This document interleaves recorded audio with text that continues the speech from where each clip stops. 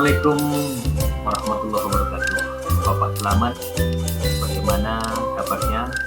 Punya waktu sebentar, Bapak? Waalaikumsalam. Alhamdulillah baik Pak Sugeng. Pak Sugeng sendiri kok lemes gitu? Ada apa sih? Kenapa? Apa ada yang bisa saya bantu? Tumben-tumben ke sini. Gak apa-apa, Pak. Saya sehat selalu. Tapi ada yang mengganggu pikiran saya ini, Pak. Mohon maaf, ini saya mengganggu kesibukan Bapak. Sebentar saja, Pak. Saya minta waktunya. Boleh, boleh. Tidak apa-apa, Pak. Ada apa, ada apa? Gini, Pak. Saya mau cerita tentang masalah siswa saya. Bapak bisa membantu masalah siswa saya? Kira-kira. Dengan senang hati, Pak. Insya Allah saya akan membantu sebisa mungkin. Apa yang menjadi pertanyaan-pertanyaan Pak Sugeng kira-kira bisa saya bantu? Sebenarnya saya hanya ingin mendapatkan solusi dari pemecahan masalah yang sedang saya hadapi. Mendapatkan solusi cerdas dari masalah yang saya sedang hadapi, Pak. Apa itu, Pak? Kira-kira Bapak apa yang diinginkan yang sedang dihadapi? Saya ingin mendapatkan solusi cerdas bagaimana mengatasi siswa saya yang kurang aktif belajar di sekolah. Masalahnya apa, Pak? Coba Bapak cerita. Pelan-pelan, santai aja. Apa yang sedang Bapak rasakan? Mungkin bisa dibantu, Pak. Gimana? Saya selama ini kan dipercaya sebagai wali kelas. Kebetulan tahun ini saya wali kelas 9B. Di kelas itu ada salah satu siswa yang kurang aktif. Saya ingin mendapatkan solusi cerdas bagaimana mengatasi siswa saya yang kurang aktif tersebut. Jika bersekolah pun dia tanpa acuh tak acuh terhadap pelajaran apapun di kelas. Hal itu juga berpengaruh ke teman-temannya. Jadi ikut-ikutan gak aktif, ikut-ikutan malas gitu. Karena ini salah satu siswa saya ini. Jadi membawa dampak yang tidak bagus juga ke dalam situasi kondisi di kelas itu. Iya, Pak. Kok bisa ya, Pak? Apa Bapak sudah bertanya kepada siswanya mengenai masalahnya atau sudah Bapak tanya-tanya kenapa dia bertingkah seperti itu? Ya, yang saya lakukan saya sudah beberapa kali memanggil dia, saya sudah datangi ke rumahnya. Kalau menurut saya, Pak, sebenarnya masalahnya itu siswa itu memang kurang disiplin dari pihak keluarganya juga, Pak. Dia tinggal bersama kakek neneknya karena ayah ibunya itu bercerai. Oh gitu masalahnya, Pak. Terus bagaimana, Pak? Ya, siswa tersebut jadinya kurang bersemangat dalam bersekolah. Apakah Bapak sudah bertanya tentang ekonominya tah atau yang lain gimana keadaan kakek neneknya gitu, Pak? Kondisinya gitu. Sudah, Pak. Sudah. Sudah saya telusuri ke rumahnya juga, ke orang-orang terdekatnya juga. Yang saya simpulkan itu kalau masalah ekonominya sudah lumayan baik. Jadi bekal sehari-hari, makan minumnya, penghasilannya juga saya kira cukup untuk keluarganya. Rumahnya juga saya lihat lumayan sudah baik.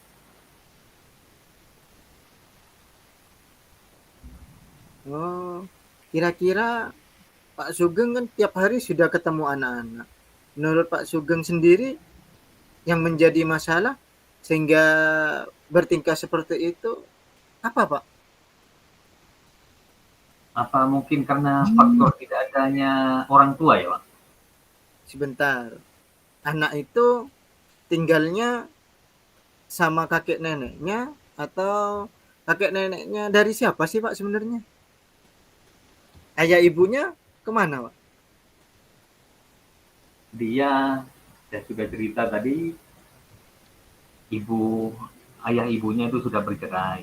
Dia tinggal dengan kakek neneknya dari ibunya, Pak. ibunya juga tinggal dengan dia, Pak? Iya Pak, ibunya juga bekerja, kerja nyari nafkah. Jadi kebanyakan siswa tersebut banyak diasuh oleh kakek neneknya dari ibunya itu. Coba Bapak cek sekali-sekali, tanya pola asuh yang diterapkan pada siswa Bapak, ya, atau apa ya, mungkin dimanja oleh kakek neneknya sehingga menjadi anak yang kurang disiplin gitu, Pak. Dari sikap itu, Pak. Kalau dari pengamatan saya, kalau saya tidak salah menilai itu, memang kakek neneknya itu sepertinya memanjakan, Pak, agar anak tersebut tuh betah di rumah kakek neneknya, dan agar apa? Agar supaya siswa tersebut, anak tersebut tidak ikut bapaknya. Jadi takut ditinggal oleh anaknya, takut ditinggal ke rumah bapaknya. Oh, gitu. Jadi itu ya, Pak. Terus menurut Bapak gimana pendapat Pak Sugeng sendiri berkaitan dengan hal itu? Yang menurut saya itu yang jadi masalahnya, Pak. Kecenderungan memanjakan siswa itu agar si anak itu tidak ikut bapaknya itu. Itu si anak menjadi yang paling dikasih, paling disukai, walaupun sebenarnya tindakan siswa tersebut banyak salahnya, tapi dibiarkan saja. Itu masalahnya, tidak masalahnya mungkin seperti itu. Iya, benar, Pak. Kalau dibiarkan seperti itu, kesalahan siswa, mereka tidak akan belajar, Pak. Iya, betul betul Pak. Saya ngerti, saya paham kayak gitu. Setelah Bapak bercerita seperti ini, sekarang perasaan Bapak bagaimana? Sudah mulai ada pencerahan atau mulai berpikir lebih lagi, Pak? Terus terang beberapa hari ini saya merasa kurang nyaman karena memikirkan hal-hal tersebut. Saya takutnya siswa tersebut tidak lulus, apalagi ini sudah menjelang kelulusan. Ini bulan April sudah ujian Iya, akhir Pak. SPBK, Benar. takutnya tidak lulus Pak. Iya, Pak. Setelah bercerita saya agak lega nanti, dan saya juga punya keyakinan langkah apa yang harus saya lakukan. Kira-kira sudah punya rencana apa Bapak Sugeng untuk mengatasi hal ini? Kalau rencana saya, langkah yang harus saya lakukan ini, saya akan mengundang kakeknya, ibunya ke sekolah, berbicara tentang si anak ini, siswa ini, mengajaknya berkolaborasi menangani si anak tersebut. Biar semuanya lebih terbuka, biar paham. Jadi anak ini banyak salahnya, kenapa salahnya saya jelaskan di situ. Wah, langkah Bapak yang sudah mau diambil ini sudah tepat sekali, Pak. Saya setuju dengan ide itu, Pak. Langkah lain yang saya akan adakan adalah selain orang tuanya, juga dialog intensif dengan siswa tersebut. Saya akan bercerita tentang masa depannya, terus hal-hal apa yang bisa mempengaruhi masa depannya, begitu. Kalau anaknya seperti ini terus tidak disiplin, dia bisa menghambat masa depannya sendiri. Benar itu, Pak. Itu tepat sekali, Pak. Terus selain hal itu, untuk mungkin ada ide yang lain, Pak? Komitmen yang lain mungkin dari Bapak Sugeng? Uh, dalam rencana di otak saya hanya itu aja dulu. Jadi dialog dengan orang tuanya, dengan ibunya, dengan kakek neneknya, dengan anaknya sekaligus di situ. Biar uh, apa namanya, semuanya bisa clear nanti salahnya di mana dan langkah apa yang harus saya lakukan biar anak ini juga bisa lulus dari sekolah saya. Ya, benar itu, Pak. Terus dari ini bagaimana perasaannya Pak Sugeng? saya sudah merasa lega, Pak. Karena jujur saya takut mengambil langkah dalam menjalankan ini, apalagi sudah hampir mendekati ujian akhir. Syukurlah Pak kalau sudah merasa lega. Lalu dari yang sudah Bapak rencanakan tadi, kapan itu Pak kiranya mau dilaksanakan Pak? Ya, saya akan melakukan dengan secepat mungkin, Pak. Ini sudah hari Jumat, mungkin minggu depan. Minggu depan itu saya akan